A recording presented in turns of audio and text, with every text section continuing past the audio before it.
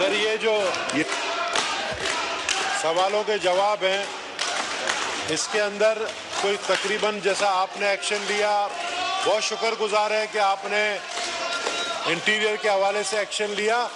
मैं आपसे ये रिक्वेस्ट करना चाहता हूँ स्पीकर साहब कि आपने सीडीए वालों को बुलाया है, मिनिस्टर इंटीरियर आते नहीं है, मिनिस्टर इंटीरियर मौजूद नहीं होते हैं, आप एटलीस्ट सेक्रेटरी इंटीरियर को बुलाएं, सेक्रेटरी इंटीरियर को समन करें। बहुत सारे सवाल जवाब पिछले 4 महीने से इंटीरियर मिनिस्ट्री का नहीं हुआ है।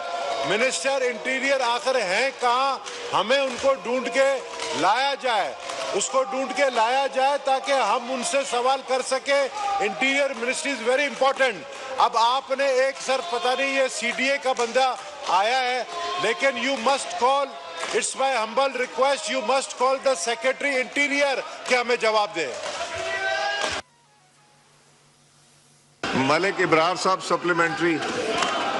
सर मैं आपकी तवज्जो चाहूँगा, ये जो इस्लामाबाद का पोश एरिया है सेक्टर, वहाँ तो जो सेंट्री वर्कर हैं, इसके इर्द गिर्द जो सेक्टर हैं वहाँ इनकी तादाद है ही नहीं और सफाई का निज़ाम बेहतर नहीं है। तो मेहरबानी करके इनकी जो तादाद है वो बताई जाए, या उसको कितनी है और इस्लामाबाद के किन किन सेक्टर में कितने कितने लोग काम कर रहे हैं और इनके मामलात किधर जा रहे हैं। सर ये सारी चीज़ें जो हैं सामने आनी चाहिए, क्योंकि बहुत जिधर भी जाएं इस्लामाबाद में हर तरफ हालात इतने अच्छे नहीं हैं। जी डॉक्टर दर्शन साहब। जी शुक्रिया स्पीकर साहब। बिल्कुल पूरे इस्लामाबाद में जो भी सेक्टर्स हैं या जो रूरल एरियाज हैं वहाँ पे सैनिटरी वर्कर्स हैं, जो इन्होंने क्वेश्चन पूछा कि कितने लोग काम करते हैं, वैसे तो उनको फ्रेश क्वेश्चन देना चाहिए था, लेकिन मैं तो बता देना चाहता हूँ कि उसमें 90 लोग काम करते हैं और उनके पास पूरी किट्स भी हैं, वो हर जगह अवेलेबल भी होते हैं और जहाँ पे भी ये कोई कंप्लेंट्स भी आती हैं तो वहाँ भी पहुँच जाते हैं और रूटीन में भी वो वहाँ पे सफाई सुथराई करते रहते हैं। शुक्रिया। नहीं ये देखें, ये सवाल था जिसमें सैनिटरी वर्कर्स के बारे में था, तो you must have the figures. आपको क्यों नहीं सीडीए प्रोवाइड करता कि कितनी फिगर्स हैं, कितने इस्लामाबाद में काम कर रहे हैं, किस सेक्टर में, ये इनकी जिम्मेदारी है सीडीए की। जी डॉक्टर साहब। सर मैंने बताया कि 90% हैं जो सैनिटरी जो पाइपलाइंस में नीचे जाते हैं, जो सफाई करते हैं, 90 लोग हैं। अच्छा, नेक्स्ट क्वेश्चन नवीद आमिर साहब। नवीद आमिर साहब नॉट प्रेजेंट।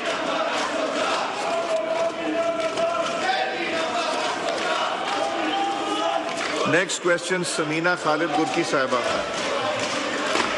जी शुक्रिया स्पीकर साहब। Question number 143। आंसर भी टेकन एज रेड, सप्लीमेंट्री कीजिए। मुझे इन्होंने जी जवाब तो दिया है, लेकिन मेरा सवाल इनसे है सप्लीमेंट्री कि ये जब भी कोई डेलीगेशन या सरबराह बाहर से आते हैं उसकी तैयारी के लिए ये बहुत ज़्यादा खर्च भी होता है और हम वेलकम भी करते हैं दिल से अपने आने वाले मेहमानों को। ये जो शंघाई कॉन्फ्रेंस हुई थी, इसमें इन्होंने जो है, मेरा सिर्फ ये इनसे पूछना है कि इस पे कोई चेक एंड बैलेंस भी है। सीजन ऑनरेबल मेंबर्स, आप जो मेंबर बात कर रहे हैं उनके आगे ना खड़े हुआ करें। वो तो इतने ज़्यादा एक्सपेंसिव नहीं होते, तो इतना खर्चा करने के बाद कोई ऐसा प्लान है कि कोई परमानेंट इस तरह का इसका सोल्यूशन हो? सीजनल जो ये करते हैं प्लांटेशन, उसके अलावा कोई परमानेंट भी हो जिससे हम लोग वक्ती तौर पे जो है ना काम करें, हम परमानेंटली उसको लेके आगे चले। जी डॉक्टर दर्शन साहब। जी शुक्रिया स्पीकर साहब। ये बिल्कुल इसमें चेक एंड बैलेंस होता है, जैसे हमारी ऑनरेबल मेमन साहब ने पूछा कि ये जो भी काम हुए पूरे ये टेंडर्स के थ्रू हुए और उसमें भी जो लोएस्ट बिड थी जिनकी, उनको काम दिया गया। बाकी ये जो पूछ रही है कि ये, जैसे हमारी ऑनरेबल मेमन साहब ने पूछा कि ये जो भी काम हुए पूरे ये टेंडर्स के थ्रू हुए और उसमें भी जो लोएस्ट बिड थी जिनकी, उनको काम दिया गया। बाकी ये जो पूछ रही है कि ये आइंदा के लिए कैसा होता है कि रूटीन में तो सीडीए काम करता रहता है और रूटीन में होते रहते हैं, क्योंकि ये शंघाई कॉन्फ्रेंस थी और उसी में पूरी दुनिया से लोग आ रहे थे, तो उसको और खूबसूरत सजाना था, तो इसी वजह से ये किया गया था। जो उन्होंने सवाल किया, उन्होंने कहा कि ये 27 मिलियन इसके ऊपर खर्च हुआ है, कोई परमानेंट आपके पास इलाज है कि परमानेंट ब्यूटिफिकेशन रही है, बार बार ये पैसे खर्चना, वो ये उनका सवाल था। जी डॉक्टर दर्शन। जी मैंने उनको यही बताया कि परमानेंटली वो काम करते रहते हैं। आपने खुद भी देखा होगा कि इस गवर्नमेंट में ये पहले से ज़्यादा खूबसूरत इस्लामाबाद बन गया है। ये तो सिर्फ शंघाई कॉन्फ्रेंस की वजह से स्पेशल मेयर्स करने पड़े, और वो कह रही हैं कि कोई परमानेंट अरेंजमेंट कर सकते हैं कि ये बार बार खर्चा ना करना पड़े। जी बिल्कुल बिल्कुल करेंगे, अभी इसको आइंदा के लिए परमानेंट अरेंजमेंट करेंगे और उसको इंश्योर भी करेंगे। वो क्या करेंगे फिर आप बताइएगा। ठीक है सर। जी नेक्स्ट क्वेश्चन, सॉरी इस पे और भी क्वेश्चन हैं। नुज़रत सादिक साहिबा, सप्लीमेंट्री।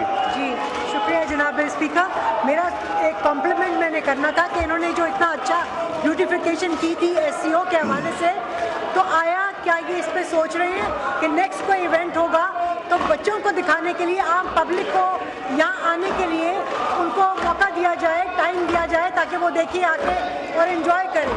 बहुत शुक्रिया। जी डॉक्टर दर्शन साहब।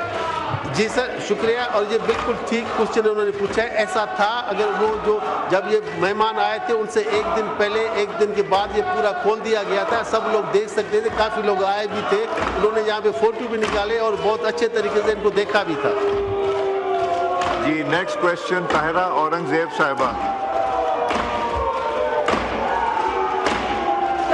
थैंक यू स्पीकर साहब। Question number 144। आंसर भी टेकन एज रेड, सप्लीमेंट्री।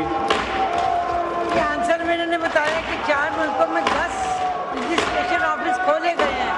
तो मेरा ये सवाल है कि स्कॉटलैंड और बेल्जियम में कब तक नादरा के रजिस्ट्रेशन ऑफिस खोले जाएंगे, क्योंकि वहाँ भी बहुत से लोग पाकिस्तान से भी हैं और वैसे भी लोगों को वहाँ दिक्कत है।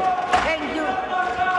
जी पार्लियामेंट्री सेक्रेटरी साहब, डॉक्टर दर्शन। जी शुक्रिया स्पीकर साहब। वैसे मैं अपनी बहन को ये बताता चलूँ कि इसी में जो है ऑनलाइन भी वो अप्लाई कर सकते हैं, और जिससे वो होते हैं, ये तो कुछ जगहों पे ये खुले हुए हैं, बाकी जगहों पे तो वो सब ऑनलाइन करते हैं। बाकी जैसे स्पेसिफिक इन्होंने पूछा है तो वो मैं कंफर्म करके इनको मैं बता दूँगा। जी सप्लीमेंट्री शगुफ्ता जमानी साहबा। बहुत शुक्रिया जनाब स्पीकर। सर मैं ये पूछना चाह रही हूँ कि शनाख्ती कार्ड के इजरा में जब कोई गलती हो जाती है नाम में, तो उसकी तब्दीली के लिए भी दोबारा फीस ली जाती है। तो क्या कोई ऐसा मैकेनिज्म है कि अगर कोई गलती डिपार्टमेंट की तरफ से हुई है या जिसने अप्लाई किया है उसकी तरफ से हुई है, नामों की क्योंकि छपाई में ही गलती होती है, तो उस बंदे पे दोबारा बर्डन क्यों डाला जाता है? तो क्या ऐसा कोई मैकेनिज्म है कि वो फीस जो है वो माफ़ की जाए और शनाख्ती कार्ड दोबारा उसको सही तरतीब से बनाया जाए? जी डॉक्टर दर्शन साहब। जी शुक्रिया स्पीकर साहब। मैं ये कहूँगा कि अगर वो फ्रेश क्वेश्चन दे दें तो हम उनको तसल्ली बख्श जवाब भी दे देंगे और पूरी इन्फॉर्मेशन लेके उनको बता भी देंगे। मैं एक अनाउंसमेंट करना चाह रहा हूँ, ज़रा सुन लीजिए। हमारे पास यहाँ students and faculty members of princess Sultana degree college for women Islamabad तशरीफ रखते हैं। We welcome them. वेलकम बच्चों। जी देखें आपके लिए प्रोटेस्ट भी रुक गया है। जी नेक्स्ट क्वेश्चन, नुज़रत सादिक साहिबा। शुक्रिया जनाब स्पीकर। Question number 145।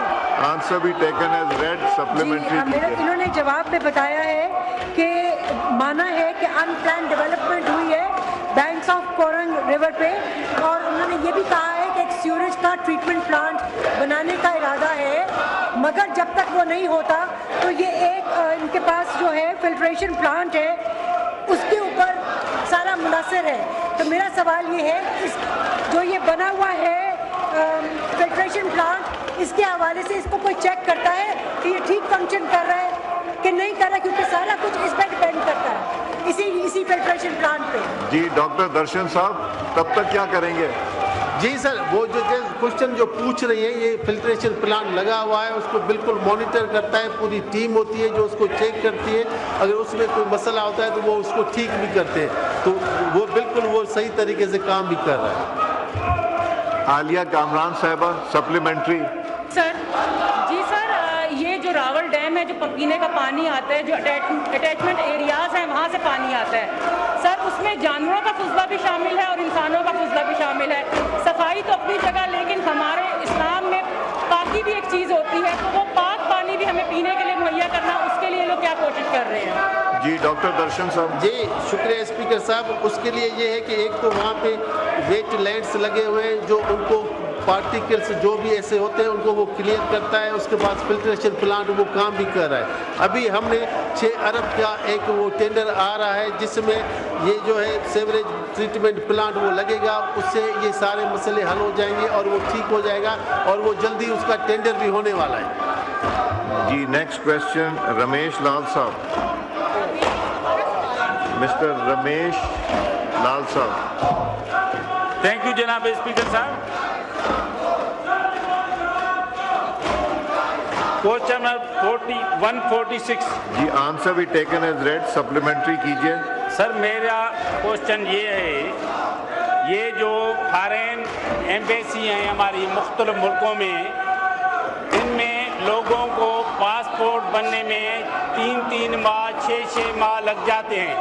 कोई मिनिस्टर साहब बता सकेंगे कि भाई 3 माह 6 माह में पासपोर्ट न आए, हालांकि इतनी आसामियाँ खाली हैं सीटें, कम से कम उनको भर्ती किया जाए, लोगों को सहूलत दी जाए जो हमारे बाहर में लोग रहते हैं, USA, कनाडा, मुख्तलिफ जो है दुबई, तो कम से कम अपने हम मुल्क के जो हमारे हैं बंदे उनको सहूलत दी जाए। तो इसकी वजह से कौन सी इनकी पॉलिसी है? Thank you. जी अपनी